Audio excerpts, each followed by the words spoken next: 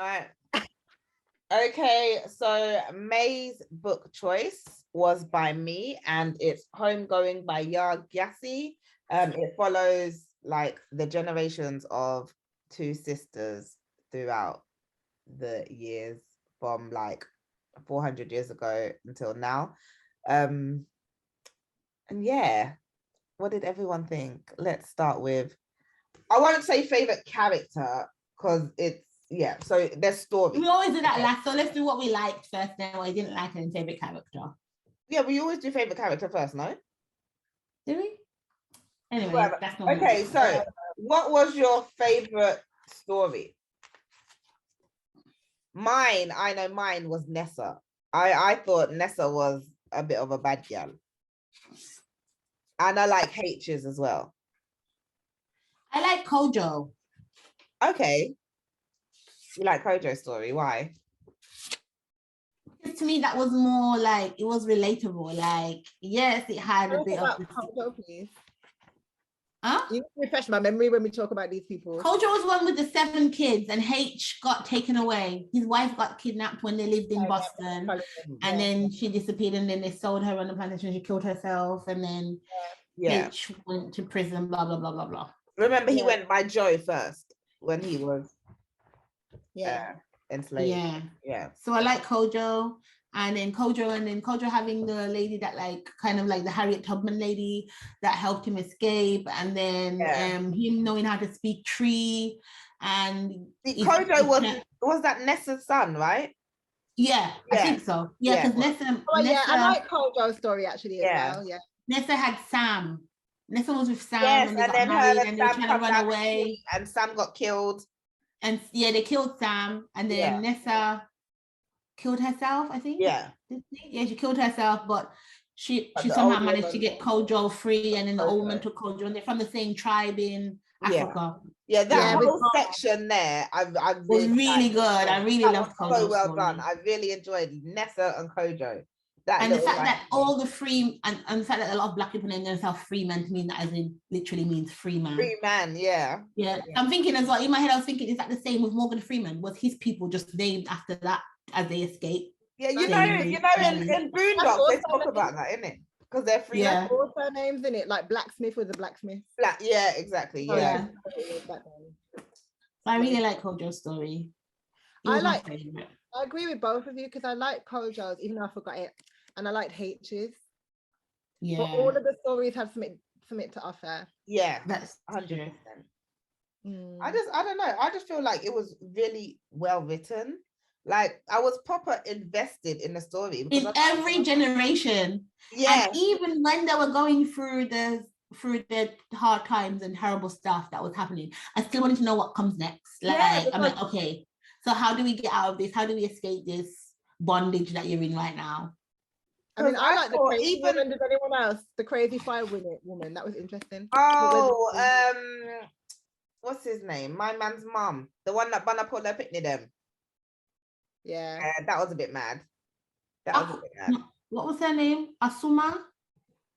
Yeah, but they called her the crazy. They stopped calling her by her name because she was crazy. That was Aqua. That was her name. Aqua. Aqua Collins. And she married Asuma. Yeah. And was it your? Yao. Oh, yeah. Yeah, that was their kid. That's the one that the dad saved. Yeah. When it got to America, it was really sad, especially with the drugs and stuff. Oh yeah. It's always been sad because obviously it begins at, you know, being ripped from your home. Yeah. But I mean, it was sad because you see the trauma continuing in different ways. And it's interesting at the end where you have the two like great descendants in America. But at one point I thought it was romantic for some reason because I forgot they come from the same tribe. Yeah. He just felt a connection to her and he didn't know why. Do you know what I mean? Yeah. That was an interesting ending. Did you like the ending? I don't know if I liked it, but I rather than say disliked it, I understood it, which would be another way of putting it. Because I know that they couldn't be like no romantic connection to them, but they were like kindred spirits. Like they literally knew that they were coming from the same tribe and they had that you know, that vibe between each other. But I wouldn't want it to be some kind of sexual, I don't care. But nah, fam, I wasn't in for no sexual relationship or any kind of hints towards that between them. Obviously, but don't you think it was confusing because the only reason he met her was because his friend was trying to holler at her friend? And so at one point when I forgot they were family or I didn't clock they were the same lineage, because it's not that obvious at the beginning, I did think, oh, he's connected to this African girl, like he fancies her. Do you know what I mean? Because it's not, you don't know that it's her necessarily until, you know, she has the stone on her neck and she says her name. You just know there's a dark skinned girl that he's like, oh, intrigued by. Which is interesting. And the whole, what did you think of the spirituality thing, which obviously is a part of Africa, but the whole dreams and stuff and the old lady. Oh, in Aqua's one, when the woman, the witch, the fire witch used to visit her in a... Yeah, the crazy, yeah. But I feel like fire the thread from the beginning, but the spiritual aspect. I feel like that's a thread that even that's true to this day, because even in Jamaican culture, they believe in very similar things that were in this book. Like you can see the weave of the spirituality goes through each generation, even though you try to water it down, but it's still there because Jamaican people still believe in Obia and certain things that you shouldn't do and certain things they shouldn't say and certain things, even though they're very religious, spirituality doesn't negate that. It's still there. And even when they were talking about like the Anansi stories, I was told Anansi stories. So clearly somewhere it reached all the way down here for it to be even 500 years later, it's still there. It's watered down, but you know what, most Black people, Caribbean people, know what an Anansi story is and how it works. And I thought it was interesting, like when, I forgot her name, is it Akua, the young one? The one was the mad woman. The one okay, but the young one it ends with, the dark-skinned girl, the Ghanaian one. Mallory. When she goes back, it's funny because she says they don't think that she's Ghanaian. Like they see her as like... It's Marjorie, not Mallory. Marjorie, go on. I was about to say, who's that? I don't like the name. They see her as but that just shows even her name being so British in it. Yeah. That tweet. But they still kind of like, oh, you're a foreigner type thing. So having that connective roots, and that's funny because for those of us that were fortunate enough to know our grandparents and were close to them, it's like for me, being half Nigerian, half Jamaican, because I'm half two cultures, obviously you never really feel, well, you're not fully one anyway in it. So for me, I can relate to that in the sense that my connection to my Nigerian roots is through my nan, and I was close to my nan. But then in myself, I'm obviously not feeling like, oh yeah, I'm so Nigerian. So yeah, that was interesting. And then obviously it was sad that when her nan passed, she stopped visiting. So sometimes it's kind of like it's the grandparent that ties you to your root, and you have to make extra effort to pass it back to your, like pass it on and not let go of it. So yeah, I like that. Yeah, and I guess as well, it's a good point for the grandparents. The grandparents have all the knowledge of the years that they've had before them. So they have all that history and wisdom to pass along, and then the storytelling. Because I think, what was I watching before when you talk about, like, not even watching, like in Africa, when they, you still have a lot of tribes same way. And there's like the man that keeps, in that village, there's a person that keeps all the history. And it has the name of who was the king of that village from like 2,000 years ago and their grandkids. And he memorizes every single, nothing's written down. He has to learn it growing up. That's what he's going to be. He's going to be like the historian for them. So in that sense, grandparents are similar, are like that, but more a watered down version, because they only have their history and their knowledge to pass on. But then if you have somebody like that narrates and keeps everything so they don't lose your knowledge, in that sense, I guess that's what happened in this book. That reminded me of the guy, they didn't call him a witch doctor, that it was a different name. So the crazy, I'm so bad with this timeline, even though I know, in my head, I know how the story went, but I can't tell you the name. But basically the girl was, I don't know if she was the daughter of the crazy woman or the mother. Are you talking about the one that went and lived with the ministry? The missionaries, yeah. The missionary, and then she also went ministry. Yeah, that was Collins, Aku. No, I thought Aqua was the one that they called the crazy woman. Well, we've got the family tree at the front, to be fair. So if I could be bothered, I could just look at that. Is it Benny? What? Abena. Oh yeah, it could be that. Yeah. Yeah, that was because Abena didn't tell anybody that her father was James. Remember, she ran away. Yes. And James was meant to rule the castle. White Castle, whatever what castle that they had that all had the slaves in, and he ran away. Abner was the one that got pregnant and ran away. No. Yeah, Abner was the one that was in love with the chief of the village, but he would never ever marry her. Yeah. And the dad could never ever grow his plant, his fruit. And then she left, and then she the one that can't grow his fruit, that wasn't James, was it? That was James. It was James. James ran away and pretend he was dead. Yeah. And when Abner went back to the Gold Coast, and then she bumped into her uncle, and she was like, James. I remember that bit. He was like, James. No, that was her uncle. He was their uncle, one of the uncles. I thought it was the man that... I don't think they specified who it was though, Monique. I think they just said... I feel like it was not because it was somebody that ran there, because that was their birthright. It was their building. For a second I got confused, because remember Quay was the gay one, isn't it? They didn't go too much into that. Oh, yeah. They was trying to catch Tutu with his best friend. But at least he stayed strong, because when he came back, he was like, nah, fam, we ain't gonna do that.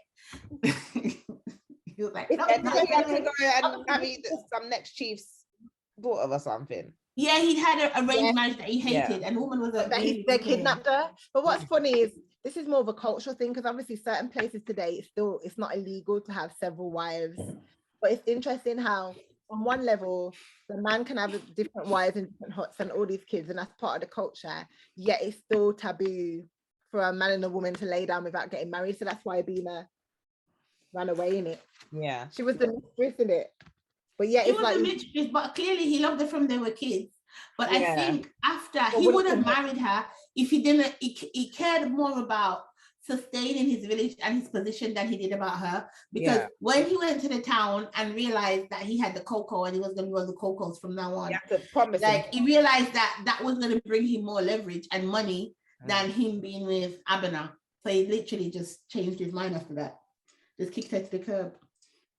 Fun fact, Abner would be my Ghanaian name too. Really? I saw that. I was born on a Tuesday. It means Tuesday. Oh, yes. Because it's Reese's Ghanaian name. That's why. I was born on a Saturday. But I always think, wouldn't you have too many people with the same name? Would it become their middle name? Yeah, it is, because that's what Navise's is. Navise's Ghanaian name is Abner. That's why I know that it's mine, because we're both born on Tuesday. I was gonna say, like, because I know some people that have that as their first name, and I'm like, but then you'd have loads of people with the same first name, so would you move it to the middle? But it's just like Kojo as well, isn't it? Yeah.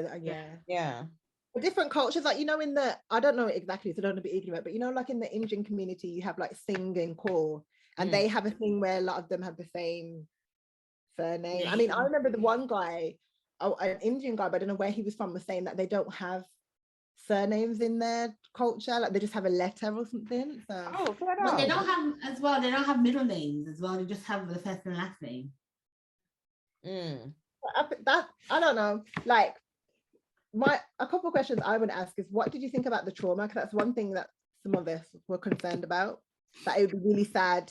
But do you know what, I don't think it was. I think we've read a lot more traumatic books. This didn't give me trauma. This gave me it was kind of like a story of love, how you persevere through life with the guidance of love. Do you know what I mean? Because it was all about people finding people and they're having their kids and how their kids was raised. Yeah. And for me, it was more like trust the process. Like, it didn't stay in that moment. Like, they were like good bits and bad bits, and there were dark parts, but it didn't stay there. We stayed there for like 2-3 pages, and then that was the end of it. We found out somehow that person died and moved on, and we were in a fresh story again. So it was already regenerating and bringing a new angle to the same. So it's like it was woven very well, like threads pulling out as we went along. If anything, the most traumatic part was just thinking about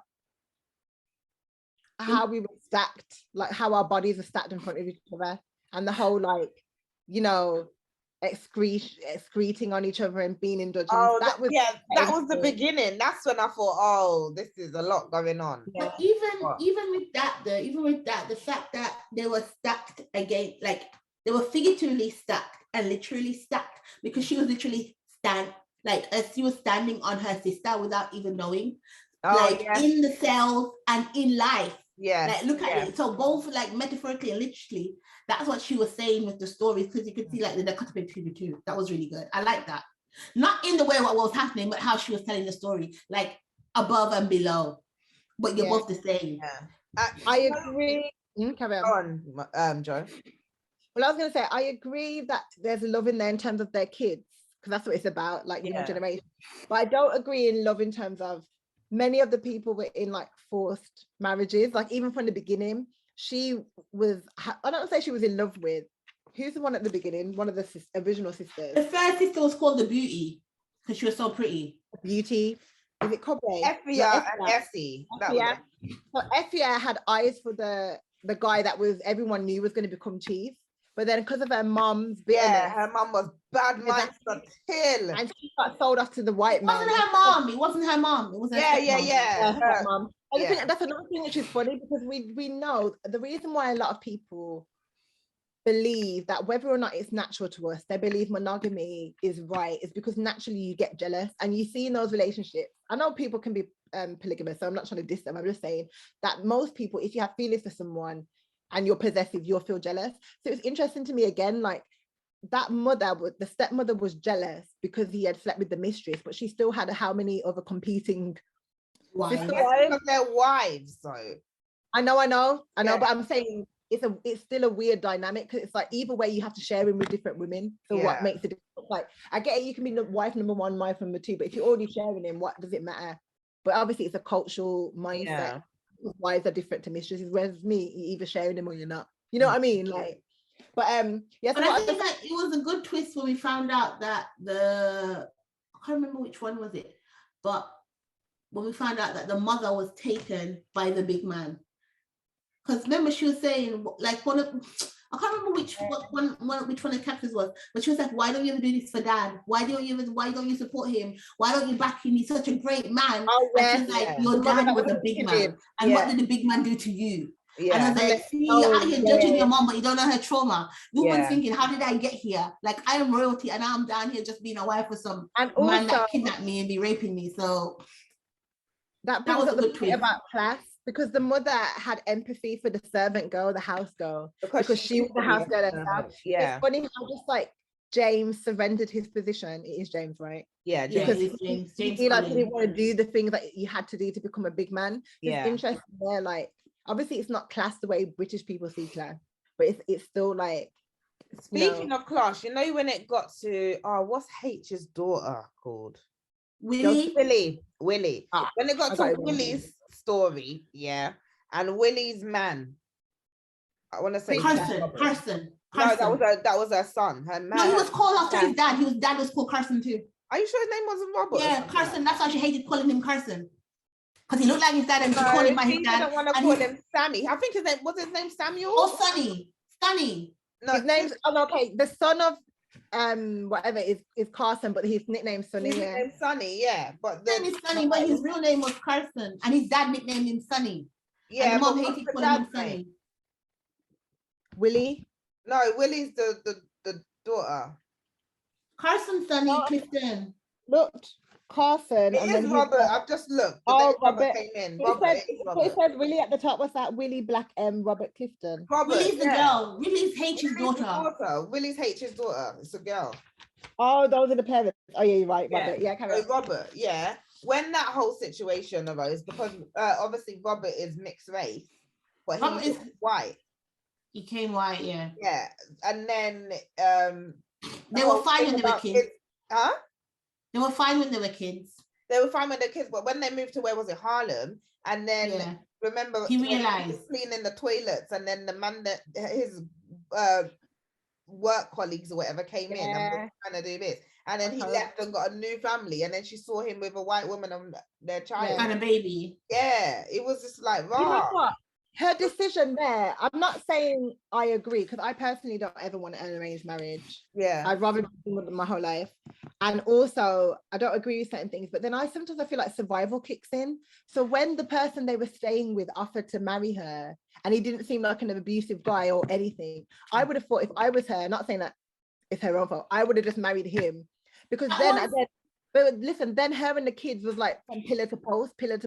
Yeah, I get that, but you have to think the one man she'd been with is the man that she'd been with since she's 10. Like, why would you want to settle for someone who their love wasn't there? And not only that, why should somebody else take on that responsibility because that man is decided that he wants to live a white life? as privilege. Yeah. I wanted that picture to come out black. And I guess just for purpose. That's a story in itself, because it's showing you how, you know, like these white folk that take black passing. You have a lot of people that want black passing. No, like now, and they realize, oh my gosh, I got this amount of black in me. This is how. Yeah. Right? Someone was light enough to pass, and then they went with a white woman, and they it gets more and more diluted. Yeah. It said Robert had light eyes in it. Yeah. No, Robert looked like a white man. Yeah. It said so when they were growing up. The only reason why we know he was black was because his parents were dark and he looked like his parents. But his eyes and skin. But when he was older, she said he could pass as a white man. But when he was younger, she just spoke about his eyes and his complexion. He said, his hand like coffee or something. Yeah. So I'm not saying he was fully mixed race, because you don't know about Rob family as much as you do the rest in it, because he's not. He married in. No, but remember they lived in a mixed community. So to me, it sounded like the dad walked in and she said something about that's the first time she's seen a family so mixed. So I feel like the dad was black.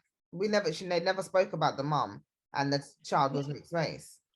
I didn't pick up that the mom was fully white, because I think they definitely would have got lynched then, because the community is mixed to some extent, as in then because they worked together with minors. But I don't know if they said they were yet at that point where I thought that both the parents were black or mixed with white, and he just came out fully more white.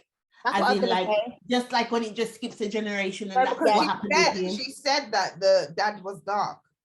Yeah, but she didn't, because she doesn't say the mom is white. And like I said, I don't think even though the community is mixed a bit more because of the minors, I don't think they fully mixed like interracial relationship. I saw it as he was like a throwback. And even like some of us, especially if you're Caribbean, like we have a white ancestor a bit further back. But then, you know, some people where they could literally just have a white grandparent. So I at least thought he was like, 25%. But I never thought he was half. Yeah, I thought it was like half or more than half, but maybe not. I thought like more, it's just like he skipped a generation and he just ended up with the one that just has the like eye color. You'd be fine, everyone would be fine, but then you just keep you when you get the color. That's how I felt it was like that. Exactly. But her story was really, really like just man are trash kind of story, because the way how he dealt with it, boy. And then she put up this dirty Eli as well. Hi. That really annoyed me. I was like, what is this whatless man? Yes, the poet. That's my point. Like, I'm not saying settle for anyone, especially in this day and age. We have rights and freedom, things are different. But I'm saying if you already come from an age anyway, where women are kind of like have to find an eligible like man to kind of keep you secure. I just thought, you told me you're staying in this flat. You and your man are staying in this flat with this guy, and then your man dips off and leaves you with a little baby, and the guy offered to marry you. It wasn't like he was trying to push himself up on you. Again, I'm not saying women should settle. I just thought if we're thinking strategy and this man isn't greasy, you know what I mean? He's not like making you uncomfortable, then I would think that would be a better arranged marriage to have, because that man will look out for you. So I'm not saying it's wrong. I'm not trying to kill like arranged marriage, because remember how her parents met and then came back together after 10 years. She had nothing yet. And again, I'm just saying, I'm talking strategy. But you can easily say she could have gone back to her sister in was it Boston or she didn't. That's what I'm saying. This is what I'm saying. She lacks strategy. And again, just listen to me in the context of that time, because I'm not saying that I'm like the person now. I'm not saying being an opportunist. I'm just saying, like, even if she had to go back, like, no, I get what you're saying, but I think she's strong enough to not do that. Do you know what I mean? And that's what she got by when she needed to get by. No, but in the context of that time, I don't think. See, this is going too deep, but this is what some people say is the strong Black woman problem. I'm not saying this is a problem with her, but I'm saying that's why Carson is bitter. I'm not blaming his mom, because his dad's the one that left. Yeah. But then he's talking about the conditions he grew up with. Like, his mom would leave him alone in the apartment. That's like children's services. I get she's doing her best. But my point is, I'm not saying settle for any man. Please hear me out. We're not in 2022. We're in that time. I'm just saying, you know what I mean? I personally, obviously I don't know, it's a book and I wasn't there, but I would think, okay, strategically, this man, he's not greasy. He's not, even if he's just a friend, because my point is arranged marriages, they're not attracted to each other anyway. So if I was in that position personally, and there was a guy there that was like, oh, I offers to marry me to help me, then I'd be like, cool, man. Because then after the kid was in the apartment alone, he could have died. Like, do something, go back to your sister or something. But I just felt like she lacked a strategy, and that's why Carson was so bitter. And then Carson ended up being a deadbeat dad. And not just that, I'm not blaming the mum as well, because this sounds disrespectful, but this is another like weird, it's a strange dynamic where you should really be grateful for the parent that was there and stayed with you. But Carson is also bitter, not just because, oh, his dad left, because you shouldn't blame the mum for that, but the mum didn't tell him who his dad was. Yeah, the mum let her bitterness affect him. So that's part of because again, a lot of people always talk about toxic masculinity, but they never talk about toxic femininity. So I just thought it was interesting. So again, I'm not saying, oh, like just settle for a man, but I'm just saying like she could have stayed in that apartment, and there was a woman downstairs that looked after all the kids, but she decided, you know, I remember she decided she was going to leave there. I can't remember why. And then because of that, the boy was in the apartment alone, putting himself to sleep. You know what I mean? That's very sad. I feel like it's overlooked how sad that was. Like, she'd hide all the sharp things and just leave him there. It's neglect, even though I'm not saying it's her fault, but I'm just saying, like, yeah, but like you said, it's a different time. A lot of people used to leave their kids alone. And it's a different time, and at the same time, even though at the end of the day, she still helped Carson. Carson was looking for something he couldn't find in his mom, no matter what his mom, if his mom had gotten somebody, because she didn't tell him who his dad was, though. No, but even when she told him who his dad was, when he was a big man and had the pin in him, and she told him, he was still out here acting, he was still acting a fool. But money, she told him when he was grown. No, but listen, him not knowing his dad shouldn't have him go and become a crackhead. There's a lot of people that don't know their dads. That's like a he knows where he's coming from. If you're saying that the mom had her flaws, but at the same time he had his own flaws that had nothing to do with his mom, because his mom still worked to provide for him. He was out here wilding, having picked me at 13. So obviously his mom was doing up struggle, and she weren't out here smoking. When you're grown, it's your responsibility to deal with your trauma. I'm not excusing him having kids, but I'm saying that there's a reason. And so the dad left, that's one reason. But on top of that, he didn't even know who his dad was. She had an opportunity. This is another fictional thing, but you know, my kind of people, I don't really like it, so I don't watch it no more. But remember that one with Yaya and what's his name? Oh, that got cancelled. Oh yeah. Anyway, it's another example of the mom had a high school sweetheart or whatever, but then he ended up in the wrong crowd and went to prison. The mom didn't tell the daughter who her dad was. No, she didn't tell him that he was still about. She didn't tell him if he was in prison. She didn't tell it. She didn't tell her a lot of things, basically. Okay. I'm sure she didn't tell him that he was alive. And didn't she say he died or something? She didn't know he existed, otherwise she would have reached out. I'm sure. Like, you can't really say it's a good or a bad thing, whether to tell him or not to tell him until they reach a certain point.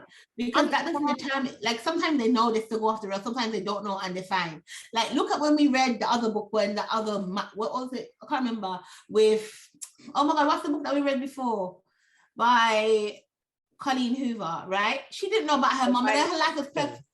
Yeah, her life was perfectly set. So I don't think you can just blame it all because he didn't know his dad. I don't feel like that's I'm not blaming. Listen, I'm saying when you're old, you're responsible, because we all know, especially if you've had parents that traumatized you, they have to take responsibility. When you're an adult, you deal with your trauma. But my point is the reason. So I can look at people that are toxic, and I don't excuse their toxic, how toxic they are, and I put distance there, but I can look at the reason. And all I'm saying is that is one of the reasons that the mum would have to take accountability for. It's not her fault. Yeah, I get that. You know what I mean? Because especially for a man, money, like, it might be different as well, because I get it, mums are important to both genders, but think about a man, and many men say you need a man to help you be a man. So even if you can grow into a great man, I mean, again, I keep pulling from fiction, but I've seen it in real life. Look at Will Smith.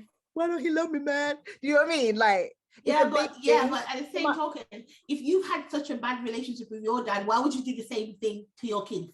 Don't you want to be the opposite of what you were taught? So just because you don't know something doesn't mean you can't be better moving forward. I know I'm not. He was a deadbeat dad, just like his dad, and so he's passing on the same trauma to his kids.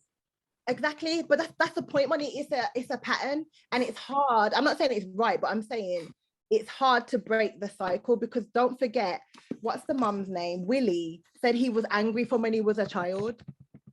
Yeah, but that's at the beginning. I'm not excusing. My point is, when you're a child, you're not responsible for anything. You were a child. He was mad at her from when he was a child, and his problem was that he never dealt with it when he became a big man. Do you know what I mean? It's not his fault that he was damaged, because he was a child. Like, he didn't choose his family, he didn't choose for his dad to leave him. He had no say in his mom telling him where he came from, but he had a say in, when you become mature, he could have dealt with his trauma and not become a deadbeat. So I'm not excusing him at all, but I'm just saying, like, sometimes people don't want to acknowledge the root. And I can imagine what's her name, you know, Ian, I can't pronounce her name, Fix My Life, Yolanda Van Zandt. Yeah, you know, when they had the families round and they're too stubborn Fix My Life. And sometimes, because the parent was there, the parent that was there feels like because they were there, they can't, not saying you should be criticized, they can't be held accountable. And that's all I was saying. Like, she was there, and I'm not saying, even though I'm saying what I would have done, I'm not saying she should have just married any man. I'm just saying, like, the fact that on top of all that trauma, he didn't even know who his dad was, and she could have just opened her mouth and had a conversation with him. She doesn't know how healing that could be. So it's not an excuse. Like, he chose to pursue that jazz woman that got him on drugs.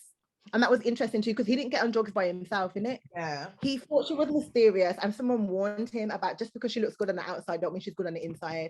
And that's when he really went downhill.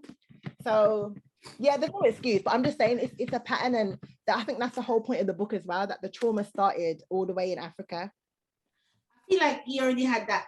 I feel like he already had that in him from the very beginning, because normally I feel like if he's like, yes, his mom could have married the guy and have him and had that life for him, but that doesn't mean that he would have been fine.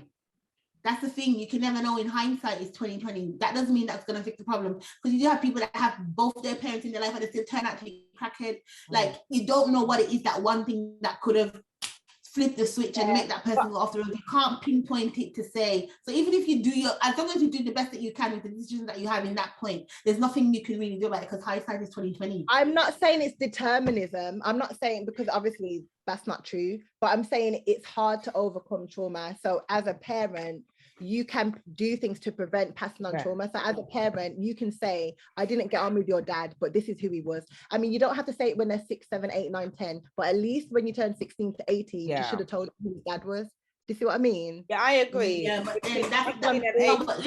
listen. She told him who his dad was. He would have gone into some place, some white area, trying to find his dad. Most likely would end up in jail.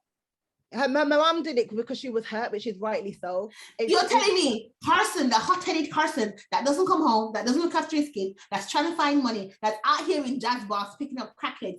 When he found out that his father is a white man that lives up in Manhattan, Upper East Side, he's not gonna go and knock on his door and be like, that wasn't the mom's decision. It's his, like, this is the problem with certain people. That wasn't the mom's decision. The mom knows her dad. She withheld him even knowing who his dad is from him.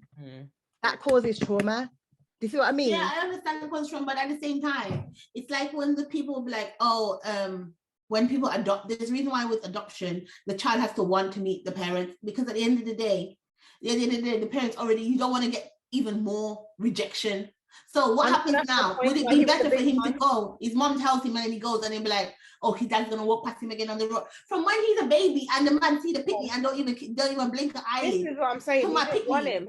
I'm sorry, no. Saw him and kept it pushing with his nose. Saw them and kept on moving with his new family. And you want me to tell him, oh, that's your dad right there. Just the point is, she told him when he was a druggie, when he was a big man, and even then that emotionally moved him. She should have just told him. That's probably what saved him from ending up dead.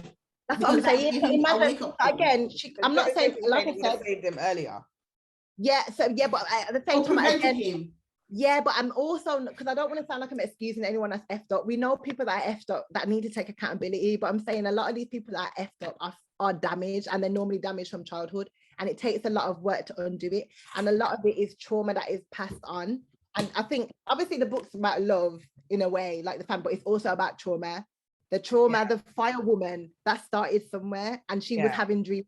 She don't even know her great grand, and she's still dealing with the trauma. So I'm not excusing him. He could have been a F-boy in another way, who knows? But my point is that was a cause of pain for him, and all it took was a conversation. And a lot of times the child feels betrayal because of it, because you only had to open your mouth. You didn't have to take me to his door. Do you know what I mean? You just wanted to know.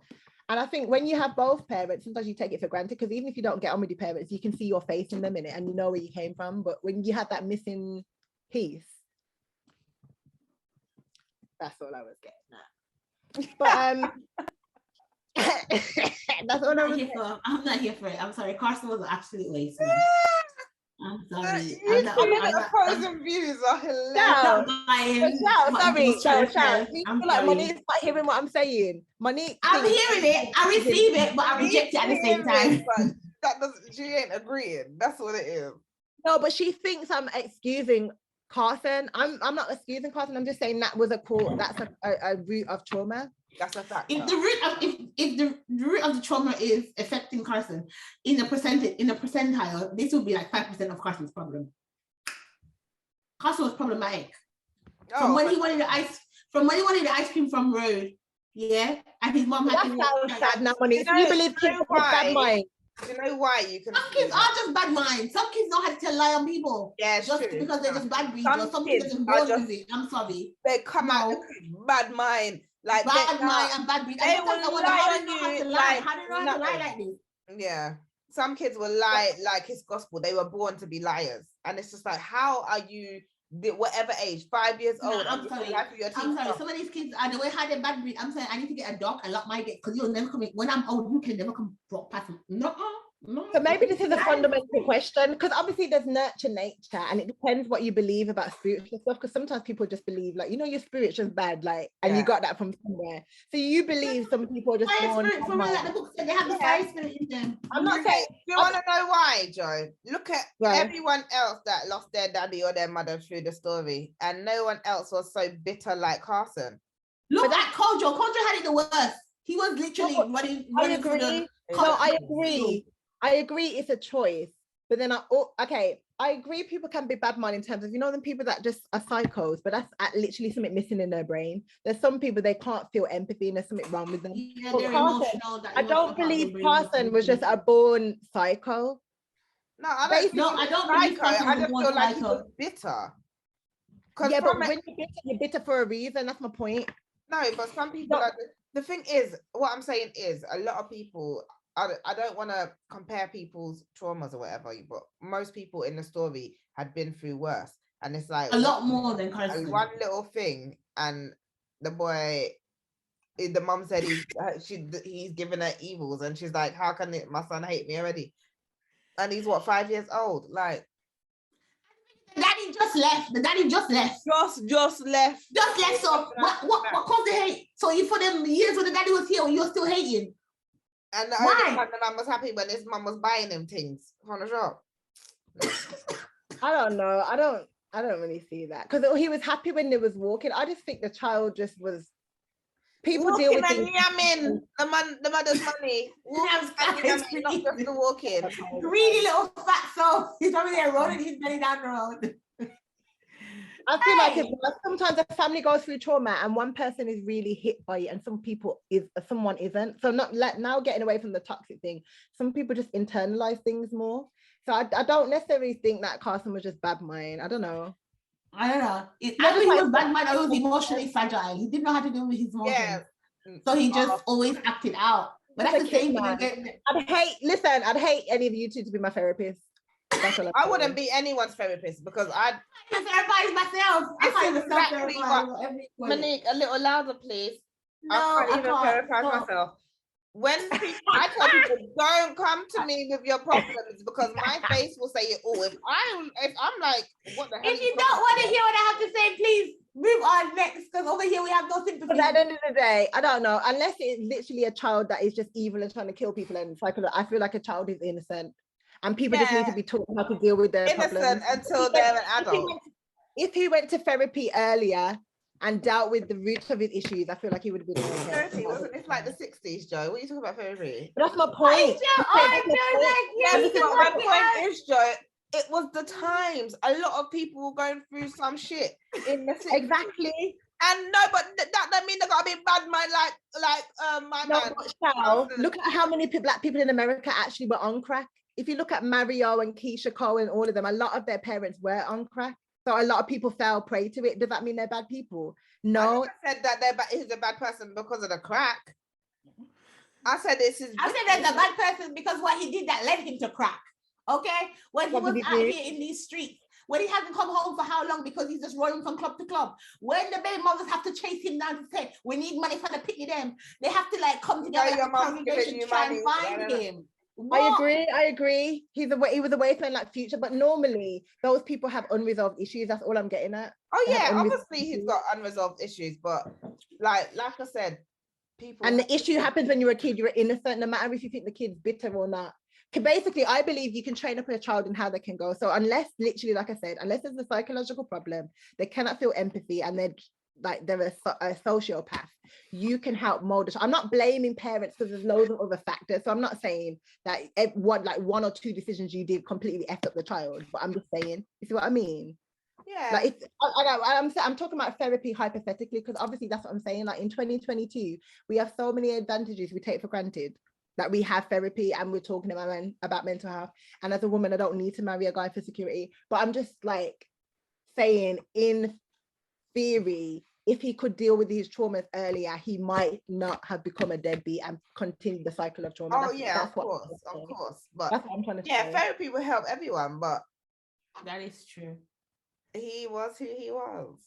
I mean, I'm not when you're a grown man, and I wouldn't deal with him. And that's another thing that people say, like, from when he has one baby mama, okay, maybe it broke down. He has two. You want to be third? Yeah, I'm not gonna be. Didn't he have four? Because the last one, is it Josephine? Yeah, the crackhead gave birth in it. The crackhead one. The crackhead had the baby for him, and that was number 4. So yeah, they unless they really didn't know, you have to be held accountable for who you deal with. Just like he has to be held accountable for dealing with the druggy woman. Like, why are you having baby by man? Why are you even sleeping with a man like that? This is it. That's all I'm saying. Like, and like you said, we spent too much time on Carson. He was the least, isn't it? What? Character on this. Let's move on from this guy. Okay, waste our breath on this guy. Yeah, when he really, I didn't like him either, but still, like, Carson was slightly the worst. He was a means to an end. Yeah, because who was their son after Carson? The last one. That was Marcus. Yeah, Marcus. Yeah, because then he worked at the NAACP. Yeah, and he was talking about his dad. His grandmother is what kept him grounded, isn't it? Yeah. So, and his grandmother would have been Willie, no? Yeah, Willie. Yeah. And his auntie. Oh yeah. Yeah. And obviously, if you had a drug addict family member, I wouldn't want them in my house stealing my things. But I'm just saying, it's too late. That's the problem. I don't want to sound horrible, like it's too late for some people, but I'm just saying, try and work on yourself before you you're stuck in your ways in it. And yeah, because once you become a druggie, like that's a physical chemical addiction. So even if you have all the willpower in the world, like it becomes an illness. Yeah. Yeah, but at least he had enough sense to do right by Marcus in the end. Because Marcus seemed like he turned out well. So it's like the stories are like, oh, Marcus turned out fine because the funny thing is, carry on. The funny thing is, if Carson had just followed through, because remember when we met Carson, he was working for the NAACP. Oh, was it Carson working for that? No, I thought that was Marcus working. No, he was working for the housing apartments thing. Yeah. No, when we met Carson, he was working for the NAACP. Monique. No. Yeah. So what did Marcus do? Was Marcus just at uni? Marcus was at uni doing his master's. Okay, right. Yeah, that was right. When we met Carson, he quit his job at NAACP because he felt hopeless. But because then someone told him he wasn't, what is it? Do something, like go out and do something. Be more active. Yeah. But this is a point as well, because again, I'm not excusing older generations, believe me, but Marcus grew up in a different time. Marcus was, even though he's just one generation down, he didn't have to deal with the same things that Carson had to deal with. Like Carson had to deal with the same thing Robert had to deal with. So it's a different time. So Marcus is afforded more opportunity. So even though basically your children should be better than you anyway, but also we're lucky. For example, let's say Quay. If Quay was born generations later, then he wouldn't have to hide who he is. He could be going to a Pride Festival right now. Yeah. You see what I mean? It was more than a generation, Joe. Quay was only like 3. So he needed to come all the way down to like, I know that's what I'm saying, but I didn't want to do the maths. But my point is, but as much as Carson's a mess, don't get me wrong, Carson's a mess. But Carson was born in a different time. Marcus didn't have to deal with the same struggle that Carson did. So you put distance there, but you have a bit of grace because no, but like even in the end, Carson fixed up himself because Marcus said he's the smartest person he's ever known. He's his dad. So and the fact that he was working at NAACP, that means he had enough sense. That means there was something up there. It wasn't empty. It wasn't just cobwebs. That's what I'm trying to tell you. He was bitter, but he also lost hope because he looked at his situation and he remembers being moved in all these flats that you shouldn't even live in. And a kid said to him, it wasn't like a grown adult. I'm sure it was an innocent kid, and that really got him because the kid was like, you can't do nothing, can you? So he realized he was trying to make a difference, but he couldn't. So he was someone that gave up. And that's why he was just spreading his seed everywhere and just effing everything up, because think about it, if you're on drugs to that level as well, it's like he no longer cared about his life. Yeah. He was a hopeless person. So that's what I'm saying. Like, I don't know, I read the story with a bit of empathy. Like, he was a F-boy, he was a Future, he was a Nick Cannon. But I don't think Nick Cannon's an F-boy. He openly says he wants multiple kids. So and the women agree. Yeah, and the women agree. That's not an F-boy. Future is an F-boy because he breeds up these gals and he don't mind his picnic. Nick Cannon minds everything. I don't want to be Nick Cannon's baby mama. Yeah, that's our personal preference though, but he minds his children. Yeah, that's you, Joe, but there's like 200 people behind you that want to say, yeah. I volunteer but they're complaining because you can't be everywhere at once with all them kids. Like one of them. They don't complain. I never hear them complain. I feel like he looks after his kids more than these people on road that, you know. For me, my favorite thing about the book was the characters were well developed. They had a really good backstory. Yeah. And sometimes I guess my pet peeve would be some of the characters I wanted more. Like a little bit more from what was going on, especially when we just had like a time jump and then we just find out someone died. I just wanted a little bit more of the story, but I think this would make such a good period timepiece. That's what I'm saying, a film. Each character, not a film, because I want to flush out the characters properly. It has to be like a period drama, like 10 episodes, miniseries on HBO. Yeah, I said it. That's miniseries on HBO. That's to watch. Go on, Joe. You know, when we're talking about principles, what if, this is a silly thought, what if in Carson's like spirit, in his unconscious, Monique knows what I'm going to say, what if he was trying to replicate the village because they have multiple wives? He didn't have like a and they were minding their children. Bondage has Carson got you in? I'm just saying. No, I'm wondering. Well, you are riding for Carson, and I have no. No, I'm just saying that. Don't you think that's kind of full circle? But only because have you ever seen those men write comments saying that it's not natural to be monogamous, and they always got reference African. Yeah, I understand that, but there's a difference between not being. You can be. No, I'm not saying he was doing it the right way. Oh, okay. I'm not saying doing the right way. My point is, you know how you say you carry things from Africa? Like Monique made a point about the Obeah woman. And so like, look at her face. I'm saying, what if in him, because they don't paint it as bad, because it's not bad, it's this culture that they have multiple wives.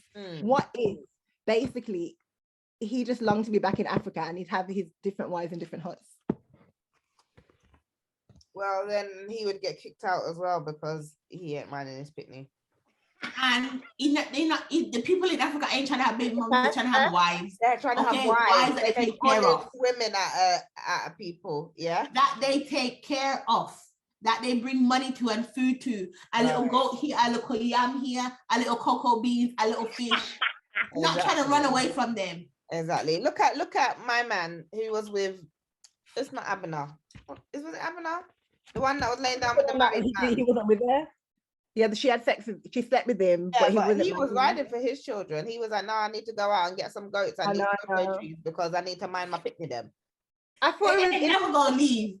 Basically, everything in this book, because with Quay, obviously, when you look at interracial relationships through the eyes of colonization and slavery, it was a different time where it wasn't necessarily by choice. You know, it was rape or like arranged marriage. But even with Quay, he's in love with that dude. You know, Quay. I don't know his name. But basically, he also talks about belonging because he knew he was lighter skinned. He was shipped off to England, but he felt more black. Yeah. Even like that. The funny thing is, when we had the British married the people on the Gold Coast. They weren't called wives. They were called like, what is it? Like consort kind of thing. And then they had like a special name for them and the kids that they had. Bed wench or something like that, wench. Yeah, wench. Something, yeah, bed wench or something like that. But then similarly with when the French moved to New Orleans and they mated with the Black people in New Orleans, they had a special race for them. Was it Creole? Creole. Yeah. Creole. So there's something in Europeans when they just want to form different races because they don't want them to be white, but they don't want them to be black, but they want them to be above the but now we're going deep because this is what the Black community says is a problem, where we're not saying that you should turn away anyone, but the one drop rule is racist in the sense that white people keep their race pure. So not treat us like dogs, but basically people who are biracial especially might say, oh, the Black community are telling me I'm not Black, but then they don't say that to any other community, because any other community will say to you, you know what I mean? You're either in or out. So I'm not saying it's right to gatekeep or it's wrong to gatekeep. I'm just saying it's only the Black community. And I get it because historically, you didn't choose necessarily to have white grandparents and parents. It wasn't choice, it was forced upon you. So you're Black. But it's just funny, like, as you were saying about, they create a different race. They say you can't be white. Whereas you have one drop of Black and you're Black, which is problematic for us now when we have people blackfishing, people that have one Black grandparent all the way over there, and they choose to capitalize on being Black when it's Blackness. I don't care how people identify, especially if you've got a Black parent. But the problem is when you use it as an opportunist. No, but when you use it as currency, you're literally selling your Blackness for privilege. And I think Black people can't do that. Exactly, but not just that. I've experienced where they also will, I don't want to say they like it's they and them, but I'm saying trying to speak for Black people in a negative way, and you don't even have the same experience. My biggest pet peeve is when people get called out for like their previous tweets and something, and their fan base would say, okay, we need to move on now, they've apologized. How are you accepting an apology on a racist behalf when you are the one offended? Like, well, I get it as well, because this is another thread like relating to that is confusion. Because Doja Cat, remember when she got caught out about you not hear about Doja Cat, but it was ages ago. Basically, she used to go into some forums with white men and do some, it could have been race play, it could have been just saying the N-word. And she also has a song called Looking Us. No, Nicki Minaj is that. Basically, there's a terminology in one of Doja Cat's songs that has a historically racist undertone, but she might not even know. I think it was kind of playful. Either way, sometimes with that whole speaking negatively on the Black community and not fully claiming Black, it's because of their own internal struggle. I feel like with Doja Cat, I can understand more with Doja Cat the fact that she couldn't identify with her Blackness because she didn't grow up with any Black people. Her dad wasn't there. Again, her dad wasn't there. Her dad wasn't there, but she grew up with her mom. You can't, it's a different, I'm always going to say that. If your mom is white and you grew up in a white neighborhood and you're a mixed race, you're going to be a different kind of Black to when your mom is Black. Because the mom influenced the household a lot more than the father. You can tell a person, if you can tell a mixed race person if they have a Black parent and if they have a Black mom, and when they have a white mom, you can automatically tell straight away. And I feel like if they have a Black mom that's present raising them, that person's going to lean towards their Black culture. Black side, because that's more what's in the household every day. Ratings, we haven't done ratings. Before you do ratings, I was going to ask, I guess the answer is yes, because you guys are saying it should be a film, but would you recommend this book to everyone or only like a certain type of person? I would recommend this book to people who don't find slavery and the truth behind it triggering. Some people will find, oh my God, you're trying to traumatize me. Oh my God, you're trying to make me feel so That's bad. What you were like. Blah, blah, blah. I really feel bad. Don't make me feel any worse. Blah, blah, blah, blah. I'm so sorry. Slavery happened to you. But I would recommend it to, I guess, people from all range, all age group range and mindset. Yeah. I range of skin then. I was like, what is this?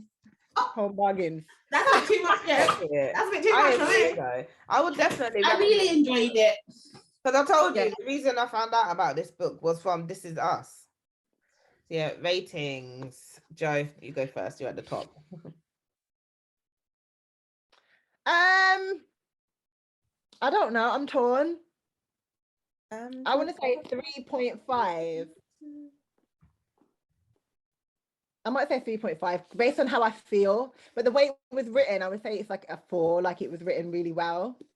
But I'm not going to say, oh yeah, this is my favorite book. Like, but I think it's an important book. So I don't think I answered my question before. I would recommend it because I just feel like it's a great piece that just covers like a lot of what Black people went through. I think it's a great way to write history. A great way to write history. Is it a fiction though?